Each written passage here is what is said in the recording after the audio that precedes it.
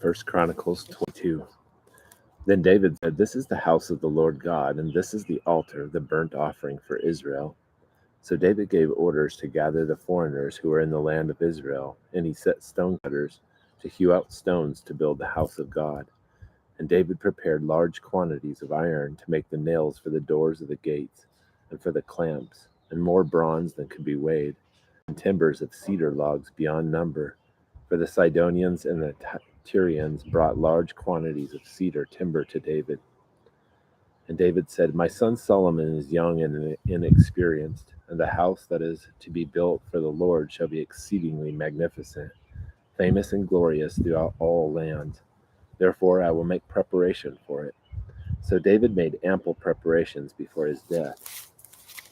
Then he called for his son Solomon, and charged him to build a house for the Lord God of Israel. And David said to Solomon, "My son, I had intended to build a house to the name of the Lord my God. But the word of the Lord came to me, saying, You have shed much blood and have waged great wars. You shall not build a house to my name, because you have shed so much blood on the earth before me. Behold, a son shall be born to you, who shall be a man of rest, and I will give him rest from all his enemies on every side. For his name shall be Solomon, and I will give peace and quiet to Israel in his days. He shall build a house for my name, and he shall be my son, and I will be his father, and I will establish the throne of his kingdom over Israel forever. Now, my son, the Lord be with you, that you may be successful, and build the house of the Lord your God, just as he has spoken concerning you. Only the Lord give you discretion and understanding, and give you charge over Israel, so that you may keep the law of the Lord your God. Then you shall prosper, if you are careful to observe the statutes and the ordinances which the Lord commanded Moses concerning Israel.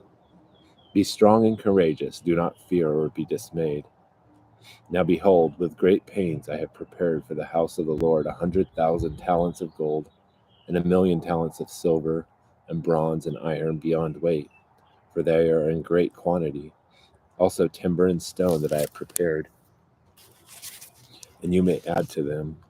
Moreover, there are many workmen with you, stone cutters and masons of stone and carpenters, and all men who are skillful in every kind of work.